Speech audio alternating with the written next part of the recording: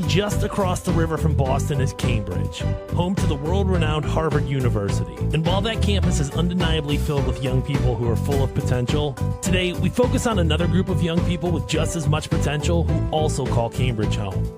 Joining us on the Voice of Opportunity Youth podcast is a YouthBuild success story and a testament to a growth mindset, passion, and never giving up. Today we speak with Mr. Scott Dyer.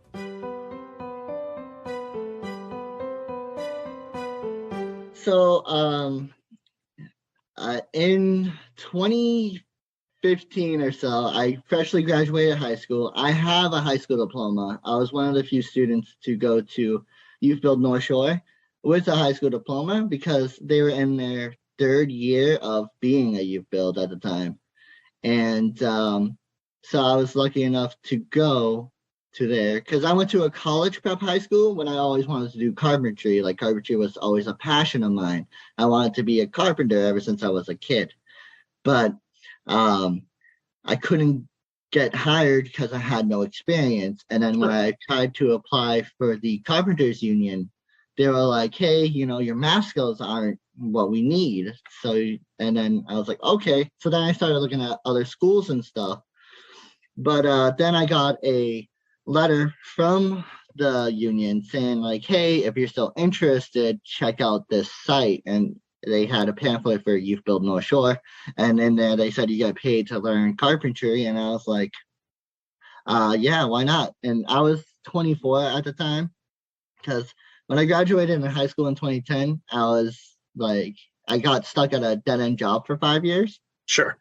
So then after that, I decided like to try to do something else. And that's when I decided to go to YouthBuild because I got the pamphlet in the mail.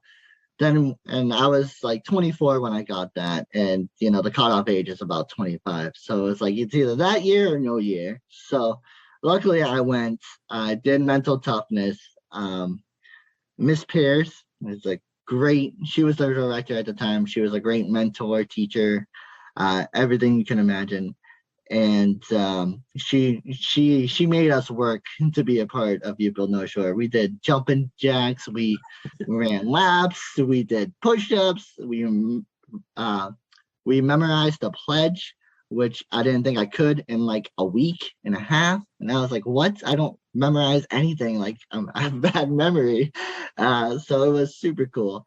And yeah, going through the program, I decided, I was like, you know, in high school, I stuck to myself. I didn't really come out of my shell. I just wanted to, you know, go through the motions, you know, show up, do my work, and then graduate because I was like, school's not for me. And then, but I was like, you know what? I'm here. YouthBuild North Shore. Let me try things differently. Like, let me be more active in the community. Let me speak at events. And sure enough, the very great memory I have of when I first started YouthBuild was it was AmeriCorps opening day. There was all these other nonprofits. There's like over 200 people in the stadium. And they wanted someone else to go up and speak to talk a little bit about YouthBuild North Shore and what we did. And the person that they asked, they didn't want to do it. They were like, nah, I'm good. Like, I'm okay with that. And I was like, hey, can I do it? Like, I want to try.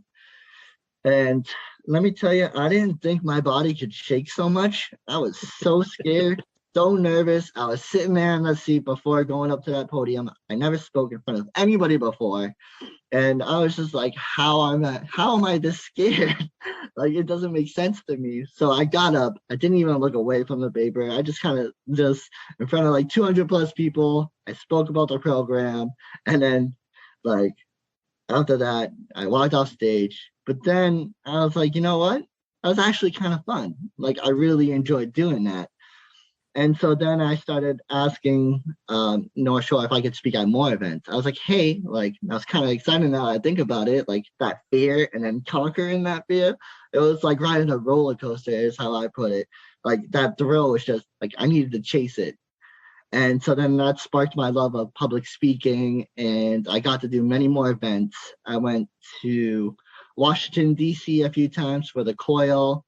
And when I went to the COIL, Conference of Young Leaders, that really opened my eyes to how big YouthBuild was. Like, everybody talks about that one moment in YouthBuild, that was my moment in YouthBuild when I was like, this is the program I always want to be a part of. This is what I want to help succeed. And if I ever make like a lot of money like that, some of that's going to go here to YouthBuild. And it was just, I met people from Texas, Arkansas, like all around the states. Like, luckily it was before COVID. So we got to just hang out in Washington, D.C., speak to the politicians and leaders. And it was just amazing. Like, I loved every minute of it. And so then I graduated YouthBuild, and then I got on my math scores improved. So then I did pass the carpenter's union test. And like, I guess I was officially a union carpenter, but I couldn't get work because I had to keep going to the main office because they're like, we won't provide you with work. You have to come and find work. Right. But I was having tons of trouble doing that. And then they hired this placement coach named Michael Quigley, who is another great mentor of mine. And he was like, Scott, like, carpentry doesn't seem to be working out for you. Like, it's great that you love it, but, you got to have a backup. And he's like, isn't there anything else you like to do? And then I thought about all the speaking I did in the past and going to Washington, D.C. And I was like, yeah, like, I never, ever wanted to go to college. Like, everybody's like, after high school, you go straight to college. I was like, nah, I don't need college. But in today's world, it's kind of like you need degrees in order to get anywhere. And so I was like, you know what? I will go to college. So I don't remember when that was. I think it was like 2018. I decided to go to college. And 4 years later, I'm still at North Shore. Like, I have 2 semesters left. I'm trying to pass. But again, I'm not a very studious guy. So it's been quite the challenge for me, but I'm in a communication field now, so I'm kind of really enjoying every minute of it. All my intercultural speaking classes, just learning how different people from different backgrounds act and behave, and it was really cool. There's just so many moments that I can go off of in there, but it's just it all revolves around growth, dude. And like, that's so awesome because at its core, I think that's what YouthBuild is best at. I think a lot of YouthBuild programs kind of get lumped into a construction field. But it's beyond just, getting out there and using a hammer and, kind of learning the tools. Now that's a huge part of it. I never want to ignore that because there's career paths in that, there's opportunities for growth, there's confidence in that, but it's also just opening up your eyes and kind of showing you that, hey, I'm capable of doing other things. And something that I thought I would never be able to do, like when you had that moment in front of, hundreds of people where you had to just go up there and talk. That was a huge moment of growth for you. And then, going out there and getting exposed in Coil, which is a great event. And I think, any YouthBuild student who ever has the opportunity to do that should jump on it and take advantage of it. Hopefully as we move forward out of COVID, hopefully, that's going to go back to being in person because there's so much value to that. So like, and I know you're still involved in YouthBuild now, but I love talking about those early days, like, you talked about mental toughness and kind of everything that went into that. And it's a process and it's tough. Give me some of those memories. Give me some of like, what were those first days like and how did that kind of all go? So for me, it was fine. Like, I'm not a very fit guy, but I didn't mind doing some exercise because I was like, I need to be a part of this program. Like, this is my last chance. Like, I need to go. But some of the other students, they didn't do so well. So we originally started with 10, and it's the whole process. You gotta want it. Sure. And they didn't want it enough. So out of 10, 3 made it through. It was me and 2 other guys. And it was great though, because like that's when you start forming bonds and connections. I want to say I became friends with them. I only really became friends with one of the guys. The other guy was kind of just, I don't know. I don't want to talk bad about people, but he wasn't a friendly person. Okay. So I'll just leave it at that. But it was still like, we were together. We were going through this at the same time. Like, we came from totally different backgrounds. Me being 24, almost 25 at that time. I was the oldest. So it was like I was always with younger people from like 16 to 18, just starting out their life or starting over. Well, Right. me being that old, it's kind of like I should kind of know where I'm going, but I didn't. So it was kind of cool. Like Michael and Felicia were like, you're kind of like the cool uncle, and I was like, like way to make me feel old, I was just like, I guess, yeah, because I always tried to help out my peers, like even if I didn't agree with them, I was like, hey, like think about this, no reason to freak out. Like definitely, I was more of a student peer mentor, if anything. Oh, that makes sense. And I mean, I think there's always something to be said about the age range that YouthBuild serves, primarily 16 to 24-year-olds.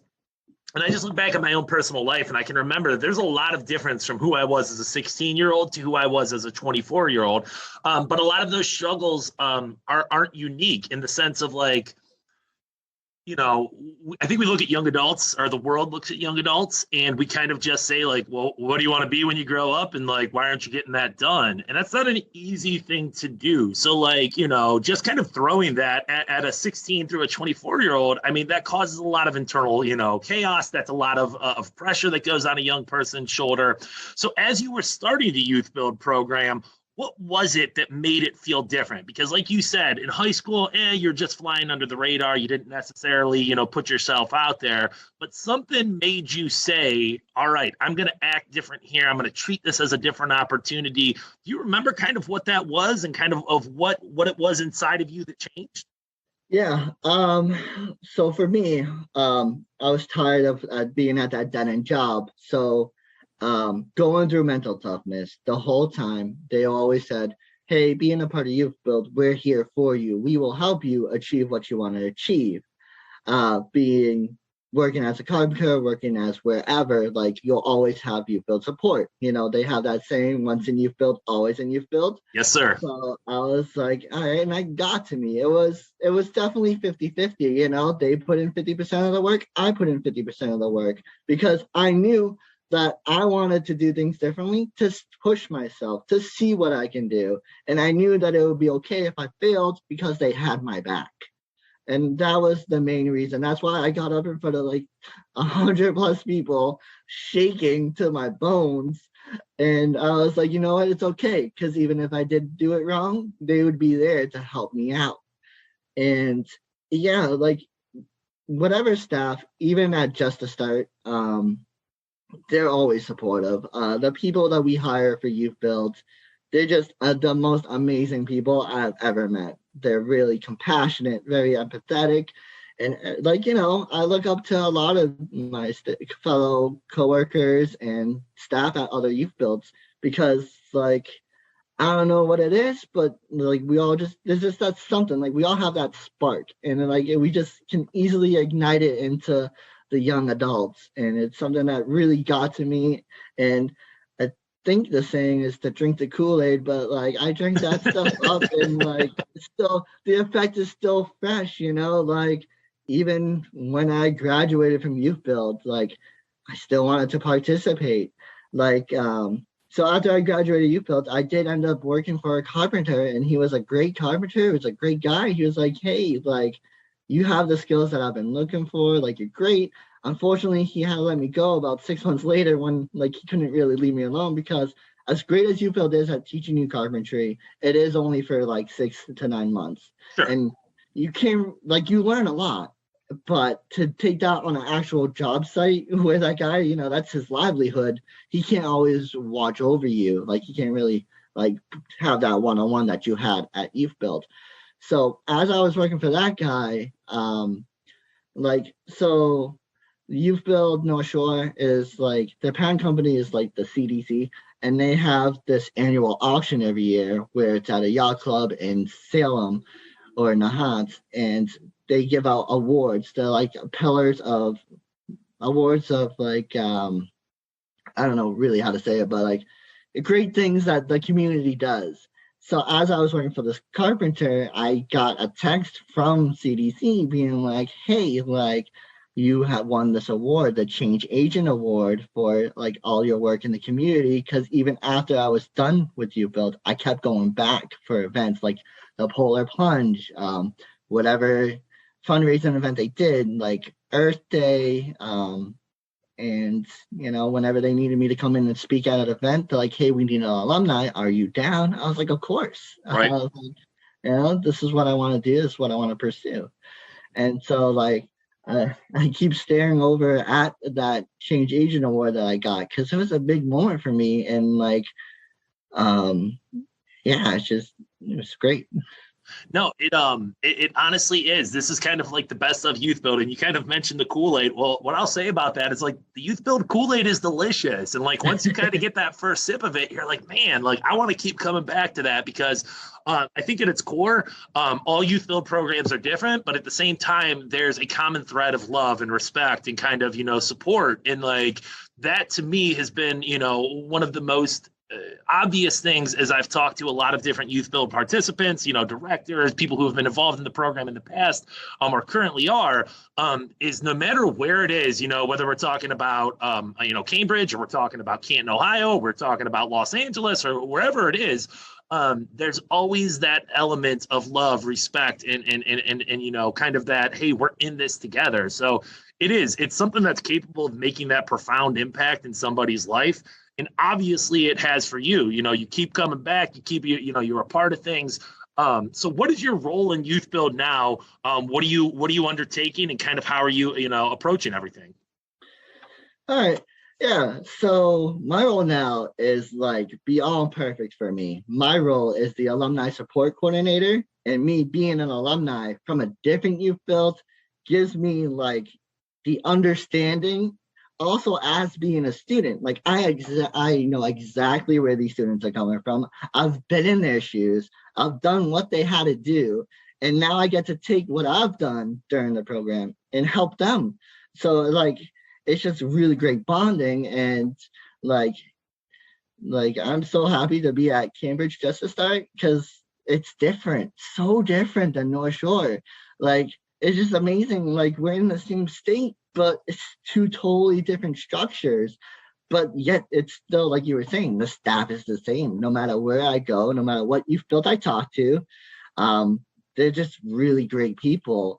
And yeah, so my role is to host events, plan, like to create a alumni like community society, like something where it's like, hey, once a month we'll meet up, the alumni will come, meet up, learn some new skills, hear from speakers that are succeeding in their fields, like leadership, leadership development, job training, and even more stuff. Like, even if they just need anything at all, if they need like help in math, or they want a tutor, like my job is to be like, all right, like the teacher's free this day, like come on by. Right. And I definitely love hearing their stories and where they came from. And I've had about like 2 or 3 alumni meetings since I started, just because after post-COVID, trying to build those connections to people you never met, it's kind of difficult. But, we all come from the same place. Once I tell them that I'm an alumni of North Shore, they open up a little bit more, because they understand that, like, I've been in their shoes. Yeah, I think that really does make a difference. I think that, students respond well to that. And if you've walked down that path before, you might have crossed different, things as you've walked down that path, but hey, you've done this and you've been a part of this. And it adds legitimacy. It adds a level of like, hey, you understand me, as opposed to somebody who's talking down to me, or somebody who's telling me what I have to do in life. Hey, you've been here before. So I think that's a really profound thing. And I think when it comes down to it, like, students can smell fake. Students know when you're not sincere. And if you're going to try to put on for them, or you're going to try to, present something that isn't genuine to them, they're not going to bite in. They're not going to want to be a part of it. So the fact that YouthBuild does have so many staff members who once upon a time were students, I really do think that helps. I think that makes a really big difference. So, you kind of explained, you graduated from one program in North Shore and now you're working for Just the Start.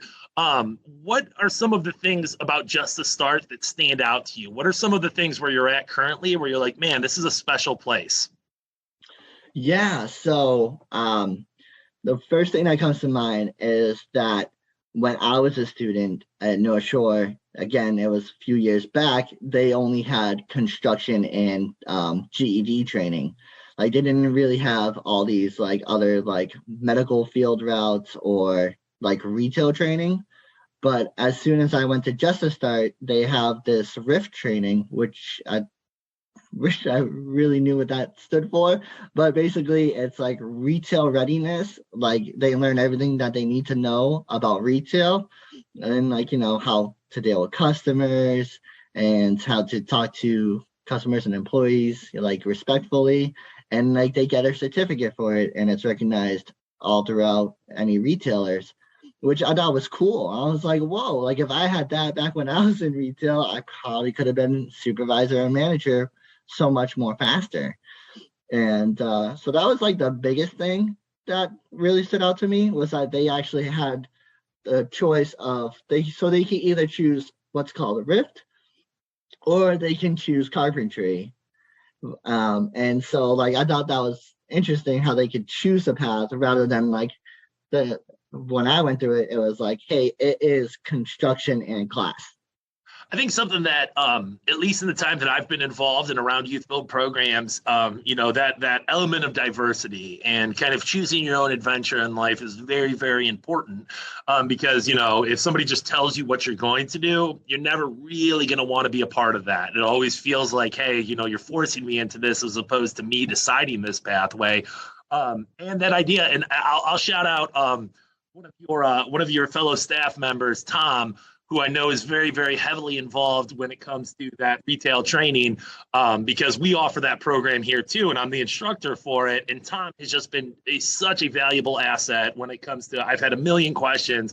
I know I've emailed him a ton. We've had tons of Zoom calls, but he really does. He really, gives you that diverse look and is able to kind of, and whether you end up in retail or somewhere else, that skill set continues to move with you. Because what I always try to tell my students is, no matter what, a business has customers. Even if you don't think about it in the traditional sense, somebody is giving your company money, and how you treat that person, how you treat that other company that's giving you money, it's going to make a really big difference on if they continue to give you money or not. And, so I've had students who have said, well, I only want to do construction, or I only want to do landscaping, or I only want to do this. And I'm like, well, guys, no matter what, you still have customers who are going to be a part of that. So it's not just I know when we talk about retail, we think, oh, you're stocking shelves, or you're out there selling cars, or you're out there, running a cash register, and that's all a part of it. But big picture, customer service is everywhere. And, I think a lot of people think that it's kind of a dying art form. So getting people ready for that and getting people kind of, able to step into that role, that's really, really valuable. So when you talk about YouthBuild and when you talk about Just to Start, I think one of the things that kind of has impressed me as I've looked at Just to Start, it seems like there's a lot more to it than just job readiness. Like, of course, there's going to be some elements of, hey, you're getting ready for this career, but it also takes a look at the person as a whole. So can you speak a little bit on that and kind of how you guys approach your students, not just as like, hey, one day you're going to be an employee somewhere, but you're actually a human that has a lot of stuff going on too? Yeah. So Just to Start, when the students come in, they do the regular mental toughness and we get to know them more. Like we start asking, like why they want to come or like, what drove them here. And then we work with them on that. And Just to Start does a really good job of meeting the students where they're at. Like, I definitely seen the students, like they really open up to the staff like super quickly. Like at the end, after the first 2 weeks, like even myself, just starting at Just to Start, like I made some bonds with the students too. And like, it's just great. So at the end of mental toughness, Just to Start plays this game. It's like, guess which staff member. So Okay. throughout the week, the students will ask staff members like, hey, do you like video games, or like what do you like to do for fun? And so what we do is we make these collages. So we won't put words, we just put pictures of like what we like. Like some of the staff has guitars or band albums or like hiking trails. And we put them all together, and then we sit all the students down in like a big, nice open classroom. We project it onto the whiteboard, and we're like, okay, who do you think this belongs to? Like, who do you think likes, hiking, guitars, and music? And then they'll be like, oh, talking to so-and-so so many times, I think it's this guy. And then another student will be like, no, maybe it's that guy, or maybe it's her. And it just was great. It was so much fun. I got picked right away because I didn't realize like that was a game that we played. So like I divulged too much to the students. I was like, yeah, this is what I like. This is what I do. So they easily picked my slide. Yeah, it was great. It was so much fun that they were like, hey, can we do that, but have staff guess which student this is? And we thought that was a really great idea. And during one of our holiday parties, we did just that. We guessed which student it was. That's so important, just making that personal connection. And I think that's one of the things that makes YouthBuild so much different than maybe a traditional job, that entry-level job, or maybe even a traditional school environment. I think a lot of times, it's people are just treated as like, hey, you're going through this and we're just going to try to push you through as quickly as possible, or you're just working here and like we just need you to show up and just be a part of things. YouthBuild's not like that. YouthBuild genuinely cares about people. It makes that connection, and it gives them the opportunity to express themselves and be who they want to be, and kind of show you that, hey, I'm not just a worker bee. I'm a person. I'm somebody who has value and somebody who has interests and hopes and dreams and all of those kind of things. And I think that makes a fundamental difference. And that's why students react so well to it. So as we kind of talk about those hopes and dreams and all of those things, you mentioned that you are still enrolled in college, somewhere you thought you would never be, but YouthBuild was kind of able to open that opportunity up for you. Where do you see yourself in the future? Because YouthBuild is a springboard. I feel like very rarely is it a landing place. So like, what do you see in the future, and where do you kind of see yourself going? Yeah, for me, ever since I graduated YouthBuild, I've always wanted to work for YouthBuild. And, I tried applying, but they're like, hey, you're great, but you're not where we need you to be yet. Okay. And they were like, go out to the world and explore some more. Like, really make sure this is where you want to be. And I was like, all right, sure. So then I did that, and now I'm going to college and I'm doing the communication pathways because I do want to be a director in the future. Like, that is my goal. I met so many people at the Coil. I met so many people like staff and ArtsinStark, and even going on tours. I've been to Story Dolman's house to speak at an event. I met with John Valverde. There was the one time where me and John Valverde,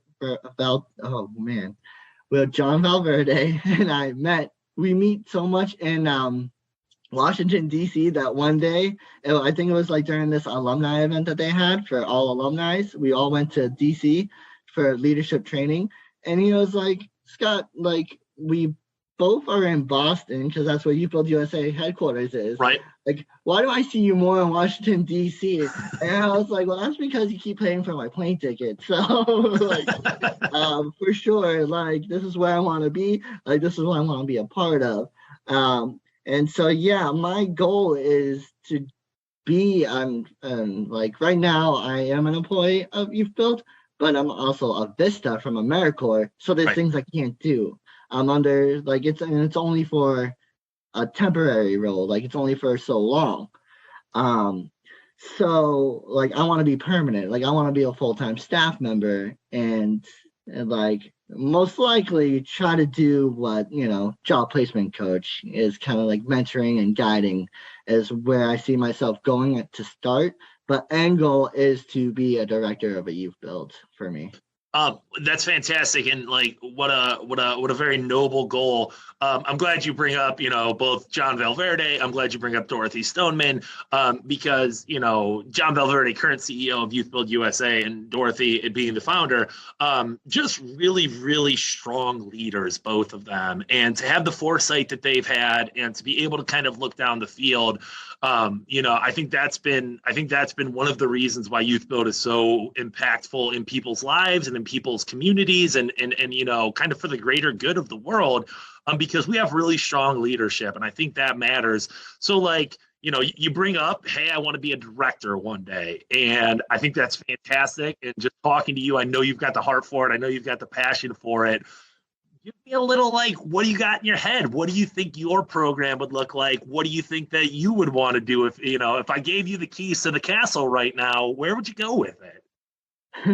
Well, I haven't really thought that far ahead, but if I had to guess, like, I probably wouldn't start my own. I would want to take over for somebody else. I want to be able to work with the current director at whatever program it is. And it could be anywhere. Like, I don't have to stay in Boston. Like, I am totally down to move. Like, there's nothing too much holding me back. And if it's for a career, I'm sure my family and friends will understand. And so like, I don't mind going to like Texas, Arkansas, wherever. Like, we have programs all over the place, even internationally. Like, we have 200 programs in the US and like 14 or 16 internationally. I was like, that's crazy. I was like, that's absolutely crazy. Yeah, I talked to John a couple of months ago at this point, and he kind of said, like, it's called YouthBuild USA, but it's YouthBuild worldwide, and like this movement is moving. That's one of my favorite things about YouthBuild is you don't have to reinvent the wheel. Since I've started working here, it's just blown me away how supportive programs are with each other. And, it is very much that, hey, that rise of tide lifts all of our boats. So when one YouthBuild program is successful, in North Dakota, or in Chicago, or in anywhere, that raises everyone, and that makes everyone better, and we can learn from each other, and we can kind of grow. So yeah, I think that's a really big thing, and that idea of, hey, you can learn from not only the people but from the other organizations. I think that's really really powerful. As an experienced YouthBuild alumni, as somebody who is a part of the program now, as an employee, as a Vista member, which hats off to you. I really do think all AmeriCorps Vista members, they really are doing profound and like very important work. What advice would you give to a young person who might just be starting their YouthBuild journey, or maybe even like, I don't know, is this for me? Is this not for me? From your perspective, what would you tell them? So from my perspective, I would say do all that you didn't do in high school or wherever it is that you came from. If you were the one who was always shy, start talking to people more. Like, our students, like in that left mental toughness, they didn't know each other, but they're all like best friends now. They're all supporting each other, and they didn't even know each other's names like 2 weeks ago. And I was like, oh, were you guys friends before the program? They're like, no. I was like, oh, but you're like texting and hanging out? And they're like, yeah. I was like, what? Like, that's amazing. Like, to make friends within a week, like that's crazy. So definitely be very open. Know that the staff's there to support you with whatever endeavors you're facing. And, don't be afraid to ask for help. Everybody's been so afraid to ask for help, even in high school, even no matter where you go, like myself included. Like, I was like, no, it's okay. I don't need help. I'll figure it out. But as soon as I started asking for help, I got all the support, all this mentorship, and now I get to pass that on to the students. Like, one day we brought the students to the Museum of Science, and we were going on a tour, and I was like, hey man, like, what are you like? Do you like this? Like, what's going on? You seem a little down. I was like, oh, well, I don't want to be annoying, or I don't want to get in your way. I was like, dude, don't ever feel like that. Like, if there's something bothering you, like, let us know. Like, we are here for you guys. Like, you guys are YouthBuild. Like, I want the students to know that the students are the most important part of YouthBuild. Like, the staff helps them on their way, but we would not be here without the students. No, I would agree with you 100% on that, man. We are complementary pieces. We are, there to help. But those students are the ones who matter, and those students are the one who are making the difference and who are truly like the lifeblood of what we do. Everything we do is just to complement, and everything we do is just to kind of push them along. And I think that when you talk about that idea of asking for help, that's really important in the sense of like, I think young people, and this is probably true for more than just young people, but I think certainly for young people, you look at vulnerability and you might think that's weakness. It's quite the opposite. Being vulnerable is an extremely powerful thing. And if you can ask for help and you can be gracious about receiving that help and you can take advantage of that help, at that point the sky's the limit, and what you do with it is up to you. But you got to take that first step, and you have to be willing to do it. So like that really is, to me, I think that's one of the greatest things, and I'm glad you brought it up, that a YouthBuild student can go in with the mindset of is that, hey, it's okay to need help. Because I mean, I can't think of a person who hasn't at some point in their life had to say, somebody, please just give me that assist. Don't do it for me, but just give me that assist. And it makes a huge, huge impact on who they are and kind of, what their trajectory is. So, Scott, as we're kind of getting towards the end, I want to give you an opportunity to shout out some of the people that have been involved in your trip throughout YouthBuild. Who do you want to show some love to? Who do you want to give that shout out to? Who are those people who you really want to make sure get some sort of recognition as we talk here? Oh man, there's just so many. That's like asking them to pick your favorite child. It's this is impossible. But I gotta say that there's three, and I'll do them real quickly. But these three people have opened my eyes, shown me the world. Of course, the first two are from YouthBuild North Shore, where everything started. Would be Felicia Pierce, who I believe is the chief executive now of Something Great, and then Michael Quigley, who really inspired me to go to college, because he knows that I didn't ever really want to go to college. It wasn't something I was passionate about, but he was the one who gave me the final nudge, hey man, we got your back, you can do this. So, Michael Quigley, who is the director of North Shore YouthBuild now, and my new supervisor that I've had for about 3 months now, because just to start changed their directors recently. His name is Nate. He's just been super helpful. He's teaching me a lot about project management, time management, and everything that I really need to become a director. He and I always have these one-on-ones every week, and every week he's like, hey man, this is what I've seen from you. This is what we think you can do better. Let me know what else you want to get better at, and I am dedicated to helping you. And those three people are definitely putting me on the path to be something great. I never thought I'll be sitting here in a podcast talking about my experience, or at least almost graduating college and to go to do something in the nonprofit world. It was just something I never even dreamed of. So those three people have really kept inspiring me to want to be better at what I do, and how I want to take what they taught me and teach it to the next generation. Pick up the one next in line.